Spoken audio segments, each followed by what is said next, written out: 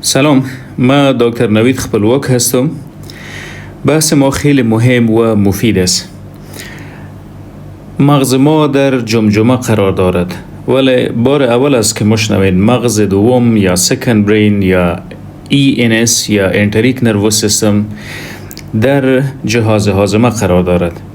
از میری یا اسافگس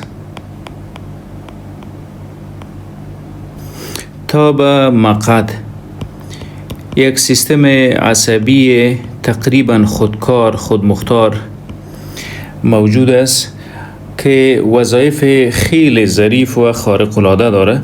روی هر کدامش مفصلا بحث میکنیم. از مهمترین وظایفش کنترل روی دایجستشن یا هضم است. هضم خوب داریم به این معنا که ENS یا سیستم عصبی که در جهاز هاضمه قرار داره تمام وظایف خود به درستی انجام میده. ببینید ما برای هضم چی نیاز داریم؟ در مجموع سیکریشن یا ترشحات و موتیلیتی حرکات. ببینید وقتی غذا یا لقمه به داخل دهن رفت، اولین حرکت را که انجام میده زبان است و ترشحات را که باید داشته باشیم سلایوا. خب یا لعاب دهن، سیکریشن سلایوا و حرکات هم سبب شد که سلایویشن یا امو پروسی ترشح به درستی انجام شود.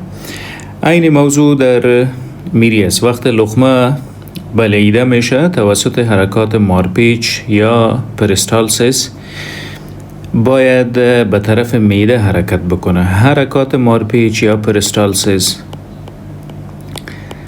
توسط امی سیستم عصبی ظریف و خودکار به نام ENS کنترل میشه. خب ترشحاتی که در میری صورت میگیره مواد چسبناک به نام میوکس است.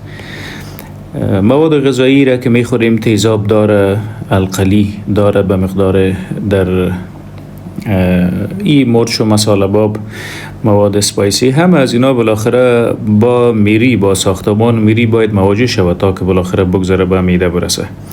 به خاطر نجات از آفات برخواسته از این مواد با وجود ظریف ما، سیستم دفاعی با کمک ENS یا انتریک نروس سیستم مواد به نام میوکس ترشح میکنه تا که به میری صدمه نرسه. این پروسه مستقیم تحت نظارت سیستم عصبی ENS یا انتریک نروس سیستم است. خب وقتی مواد غذایی به معده میرسه به استمک،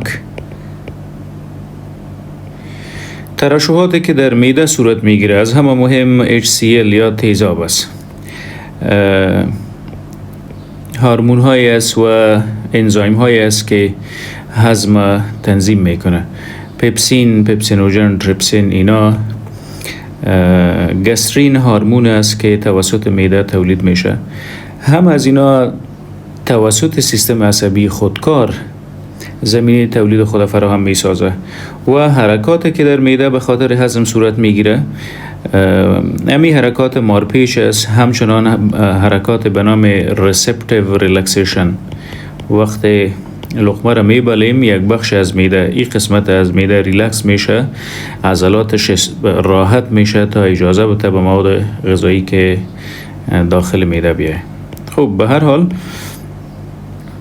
حرکات و ترشحات توسط سیستم عصبی به نام ENS کنترل میشه و برای هضم ای دو جزء حتمی و حقیقی است. باید سیکریشن ترشحات و موتیلیتی حرکات داشته باشیم تا هضم درست تجربه بکنیم. اکثرا در جهاز هاضمه عفونت ها، در جهاز هاضمه التهابات برای مدت طولانی میتونه صدمات به ENS برسه و بالاخره در دوام ENS فعالیت خود کم می سازه در بعض جاها و علائم منحصر به هر ارگان به وجود میاره. از همه مهم آنتیبیوتیک و استفاده آنتیبیوتیک میکروب های نرمال در روده از بین میبره و این سبب میشه که جهاز هاضمه بالاخره درستتر توسط ENS نظارت و اداره نشه و بعض علائم در معده و روده و میری به وجود میاد. به هر حال وظیفه دومی را که سیستم عصبی به نام ENS به دوش داره تنظیم تعاملات با میکروب های نرمال در دستگاه هضم. خب گت مایکروبیوتم در دهن، در پوست و در دستگاه هاضمه خصوصا در روده ما به میلیون ها و میلیاردها میکروب های نرمال موجود است. ساینس امروز این میکروب های نرمال به حیث ارگان وجود مشناسه، مثل قلب و شش و مغز و چشم و دیگه ارگان های وجود. گت مایکروبیوتم یا میکروب های نرمال در جهاز هاضمه جزء از وجود ارگان وجود ماست، به خاطر که وظایف خیلی حیاتی داره. کمک در هضم، کمک در جذب یک طرف، مستقیم در مجادله با میکروب ها دخیل است و حتی در بعض موارد مواد غذایی را که میخوریم توسط میکروب ها دایجست هضم میشه، اطراح میشه، بعد قابلیت جذب وجود ما را داره و یک سلسله مواد تولید میکنه مثل نیوروترانسمیترز، از همه مهم سراتونین که به نام هورمون خوشی یاد میشه. اگر آنتیبیوتیک به مورد و زیاد خوردیم به این میکروب های نرمال یا به این ارگان وجود صدمه رسید، به دلیل خفگان، قهر، غصه، تشویش، اضطراب و جمع غرغور شکم، هضم نادرست و بعض اوقات دلشوره و دلجوسی داریم و این هم بدون کدام دلیل. وقت تمام معاینات مریض میکنیم همه چیز نرمال است. بیشتر اینا با استفاده از آنتیبیوتیک به گت مایکروبیوت هم صدمه رسانده. این میکروب های نرمال مستقیم تحت کنترل و تحت فرمان ENS عمل میکنه و تولید میکروب ها را ENS به وجود اجازه میده که جذب شود. اگر مایکروبیوت هم تحت فشار میکروب ها و پتوژن ها قرار گرفت، ENS است که توسط سیستم دفاعی یا ایمیون سیستم با کمک این میکروب های نرمال میتازه. به هر حال سومین وظیفه این سیستم عصبی خودکار و خیلی ظریف ما اثرات بر خلق و خو و روان ماست. ببینین تقریبا مقدار زیاد از سراتونین، تقریبا 90 الی 95% سراتونین یک نیوروترانسمیتر یا هورمونی است که سبب خوشی ما میگرده. اگر تولید شد در جهاز هاضمه توسط چینل های عصبی خود به مغز میرسانه و سبب خوشی میگرده. در کجا تولید میشه؟ در انتستاینز، در روده ها. توسط چی تولید میشه؟ توسط میکروب های نرمال و بعد توسط چینل های سیستم عصبی و ENS یا انتریک نروس سیستم به مغز میرسه. مغزم شادمانی و خوشی را تجربه میکنه. همه از اینا وظایف خارق العاده است که در ENS به دوش داره و روزانه ما در وجود خود اینا رو تجربه میکنیم. ای که مغز دوم چرا نامیده میشه؟ چون توان یادگیری و پاسخ دادن داره. درست؟ چگونه توان یادگیری و پاسخ دادن داره؟ فرضاً در ENS زمانی که مواد غذایی آمد به جهاز هاضمه و در این مواد غذایی میکروب است، فرضاً این میکروب اول توسط ENS تشخیص میشه، دیاگنوستیس، و بعد از تشخیص باید مورد حمله قرار بگیره. به خاطر حملات سیستم دفاعی را عیار می سازه و در خود ENS به نام انتریک گلایل سلز حجرات موجود است که مستقیم بالای پتوژن یا مواد یا میکروبی که از بیرون آمده به داخل وجود حمله میکنه و او را از بین میبره.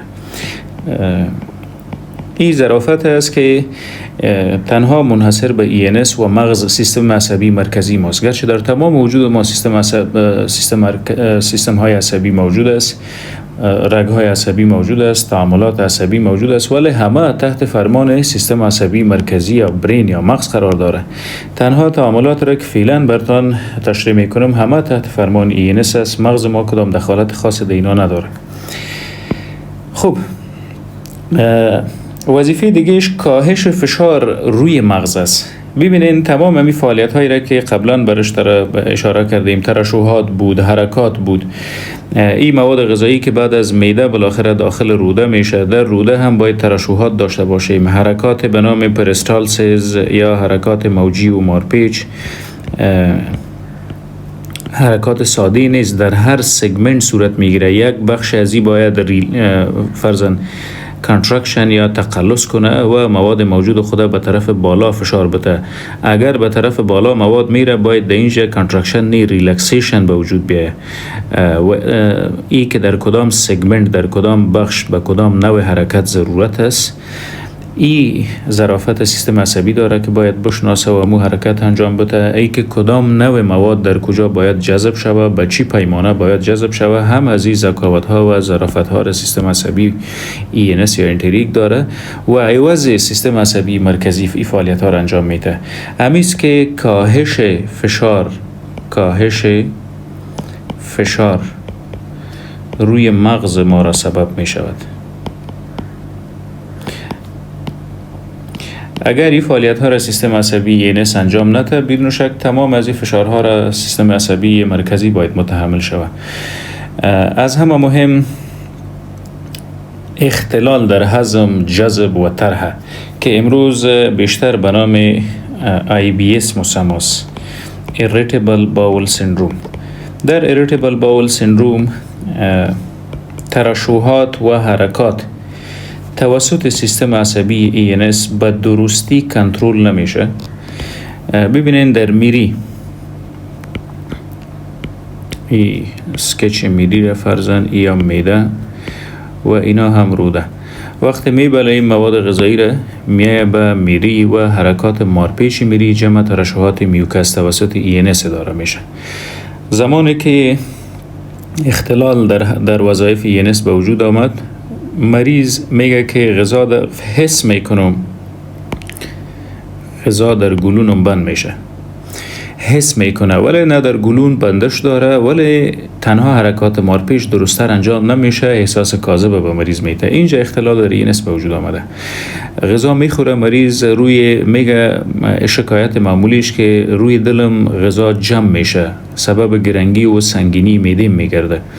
حرکات معده خصوصا ریسپتیو ریلکسیشن جمع حرکات مارپیچ و حرکات سگمنتال به درستی انجام نمیشه، انجام میشه آهسته تر، دیرتر و سبب به وجود آوردن سیمپتومز یا علائمی که قبلا براتون اشاره کردم. در جهاز هاضمه خصوصا در رکن در جزء روده تکلیف IBS که خیلی مشهور است، Irritable Bowel Syndrome، حرکات یا موتیلیتی درست صورت نمیگیره. ما برای هضم خوب، برای جذب خوب، برای اطراح و یا ترانسپورت مواد غذایی، مواد غایطه به تشناب، به موتیلیتی، به حرکات ضرورت داریم. این حرکات باید ENS سیستم عصبی بر ما تنظیم کنه. بنابر دلایل چون افسردگی، قهر، غصه، تشویش، اضطراب یا صدمات مستقیم به ENS موتیلیتی یا حرکات درست تنظیم نمیشه. مریض گاهی دایریا اسهال داره، گاهی هم قبض داره که ایره میگیم IBS و گاهی اوقات هر دو را قبض و اسهال، گاهی قبض از گاهی اسهال است که ایره میگیم میکس IBS. عدم تخلیه داره، تشناب میره به شکل درست تخلیه نمیشه، obstructed defecation syndrome تجربه میکنن. بعد اینا کسایی هستن که در معالجه IBS متاسفانه بگوییم بنابر تشخیص های گوناگون به انتیبیوتیک رسیدن، خوردن نسخه پر انتیبیوتیک، سالها انتیبیوتیک. این انتیبیوتیک به میکروب های نورمال یا گت مایکروبیوتم صدمه رساند، درست؟ گت مایکروبیوتم و در نتیجه سراتونین یا امو هورمون خوشی کم تولید شد. مغزم با اینس کمک نکرد در به وجود آوردن حرکات و دگام IBS شدت پیدا کرد.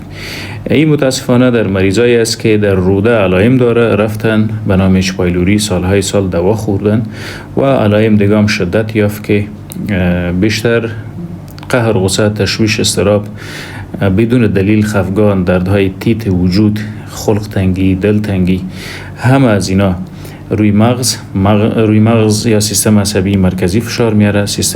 سیستم عصبی مرکزی هم جهاز هاضمه را کنترل نمیکنه. در اینجا سراتونین یا ماده خوشی تولید نمیشه که به مغز سیگنال بده و یک بیخبری به وجود آمده. امیر میگه گت برین اکسس یا GBA وقتی به درستی فعالیت نکرد، مغز روده را کنترل نکرد، روده مغز را کنترل نکرد، این وضعیت میگیم disorder gut brain interactions یا DGBI. به هر حال از جمله وظایف اساسی این سیستم عصبی، خب این سیستم عصبی که ENS نام داره از میری تا دهن، از میری تا مقعد امتداد داره. فرضاً این نقطه میری را اگر زوم کنیم تحت میکروسکوپ، این و یک ساختمان داره. ترشحات میوکس اینجاست. این ساحه را اپیتیلیوم میگیم و اپیتیلیوم جمع میوکس و ممبرین میوکوزا. از داخل میریم به طرف بیرون میری. در زیر حجرات اپیتیلیوم سب میکوزا موقعیت داره و در سب میکوزا یک شبکه از ENS موجود است. شبکه از ENS که به نام سب میکوزال پلکسس یاد میشه و وظیفه شبکه ریگولیشن آف سیکریشن. تمام ترشحات میری را این شبکه کنترل میکنه، مثل که قبلا برش اشاره کردیم. بعد از سب میکوزا ماسکولارس یک لایه دیگه موجود است که در داخل از این لایه چینل عصبی موجود است به نام ماینتریک پلکسس یا شبکه ماینتریک. وظیفه شبکه کنترل تمام حرکات است. حرکات مارپیچ در میری یا پریستالسیس، حرکات در معده به خاطر هضم، حرکات در روده به خاطر جذب و ادرار، همه توسط این شبکه ظریف در میری، در جهاز هاضمه که از میری تا مقعد امتداد داره کنترل میشه. اگر این نقطه معده را تحت میکروسکوپ ببینیم، این و یک ساختمان داره. در معده مخاط لایه میوکس خیلی ضخیم است و خیلی قوی است. یک نوع مواد لزجی و چسبناک است که بر روی حجرات چسبیده و اینا پروتکشن یا حفاظت میکنه معده را از تیزاب مخرشی که توسط حجرات پرایتال تولید میشه. این بخشش هم حجرات اپیتیلیوم است یا حجرات سنگفرشی به اصطلاح مدیکال وطن ما. و هدف این شبکه عصبی است. شبکه عصبی که به نام سب میکوزال پلکسس زیاد میشه، وظیفهش تنظیم تمام ترشحات معده است. تیزاب معده، انزایم ها برای هضم معده، هورمون هایی که نیاز است ترشح شود، هم از اینا تحت اداره این شبکه عصبی که جز از ENS است کنترل میشه و ترشح میشه. بخش دیگه هم که در سب میکوزال در ماسکولارس یا در لایه ماسکولارس از به نام ماینتریک پلکسس یاد میشه. این ماینتریک پلکسس تمام حرکات معده ما را کنترل میکنه. حرکات ریسپتیو ریلکسیشن، ترقلصاتی که برای هضم و تخلیه مواد غذایی از معده نیاز است. تحت فرمان و مدیریت این شبکه است که در کل توسط سیستم عصبی ENS یا سیستم عصبی موجود در جهاز هاضمه کنترل میشه. در مقعد و در روده هم این ساختمان موجود است. این زرد رنگ که میبینیم میوکس است. اکثرا مریض در IBS شاهد است که در مواد غایطی خود مواد سفید رنگ بلغمی را میبینه. اینا مخاط است که بعد از زور زدن و عدم حرکت روده به بیرون میه. میوکس ببخشید. این مژگک ها سیلیا نام داره که بیشتر در جذب و در بیرون راندن مواد غایطه رول داره، یا موادی که دیگه نیاز نیست باید در بدن باشه اونا را بیشتر کمک میکنه که بیرون رانده شود. حجرات اپیتیلیوم و شبکه ظریف به نام سب میکوزال پلکسس که بیشتر هم ترشحات روده را، ترشحات منرال ها، ترشحات انزایم ها، ترشحات هورمون ها همه توسط روده صورت میگیره و اینا تحت فرمان این شبکه عصبی است که در کل جزء از ENS یا سیستم عصبی خودکار ما یا سیستم عصبی انتریک شمرده میشه. سیستم شبکه دیگه به نام مینتریک پلکسز موجود است که تمام حرکات روده را، خصوصا حرکات پرستالسیس یا حرکات مارپیچ که با استفاده از امی حرکات جذب یا ابزوربشن خیلی عالی و خوب صورت میگیره. اگر مواد غذایی که توسط معده هضم شده توسط روده حرکت پیدا نکنه و این حرکت یا امی حرکت پرستالسیس نباشه، خوب ابزوربشن یا هضم دیگه نیست، دایجستشن یا هضم خراب میشه، ابزوربشن جذب خراب میشه و در دراز مدت بالاخره میریم به طرف ویت لاس، وزن مریض کم میشه. اکثرا با مریضای مواجه میشیم که تمام معاینات جهاز هاضمه‌اش نرمال است اما وزن باخته بیشتر از 40 کیلو و 43 کیلو و 45 و 46 دینی خانه هاست وزنشان، تمام معاینات وجودشان نرمال، ولی اینا کسایی هستن که سیستم عصبی ENS شان بنابر خوردن بیشتر انتیبیوتیک یا ضربات توسط انفکشن و انفلمیشن و عفونت و التهاب سبب شده ENS به درستی فعالیت نکنن. حداقل دیگه نباید برای دوام معالجه انتیبیوتیک بخورن که قسمی که قبلا گفتم سبب شدت تکلیف میگردن. خب از میری تا به مقعد سیستم عصبی که موجود است به نام ENS یاد میشه. بیشتر از 500 میلیونز نیورون داره یا حجرات عصبی داره. این حجرات عصبی صلاحیت جذب انگیزه و انتقال انگیزه را داره. مثلا در نیورون های سنسوری داره، نیورون های موتور داره. معنای گپ چی است؟ وقت مواد غذایی آمد به جهاز هاضمه، مواد غذایی آمد به جهاز هاضمه، در این مواد جامد موجود است، مواد القلی موجود است، مواد تیزاب موجود است. در مقابل چی نوع عکس العمل روده باید انجام بده؟ نیاز به امی نیورون های سنسوری و موتور است. سنسوری باید آخذه را بشناسه و بعد فرمان بده به موتور نیورونز. موتور نیورون هم عکس العمل به وجود میاره در جامعه سیکریشن ترشحات و یا هم موتیلیتی. قهر، غصه، تشویش، اضطراب علت اساسی اختلال در ENS است که بیشتر سایکیاتری یا موضوعات مرتبط به قهر، غصه، تشویش، اضطراب، افسردگی های که در از مدت طولانی مدت است، اینا همه روی سیستم عصبی مرکزی و سیستم عصبی در جهاز هاضمه فشار مستقیم وارد میکنه و در نتیجه عدم فعالیت سیستم عصبی علائم به وجود میاره. این علائم خوب است به اچ پایلوری و میکروب های دیگه مرتبط نسازیم که مریض اتومات میره به انتیبیوتیک و انتیبیوتیک میکروب های نرمال از بین میبره، ماده سراتونین یا ماده خوشی تولید نمیشه. امی علائم قهر و غصه و عصبانیت و افسردگی های روحی و روانی بیشترتر و شدیدتر میشه. ممنون.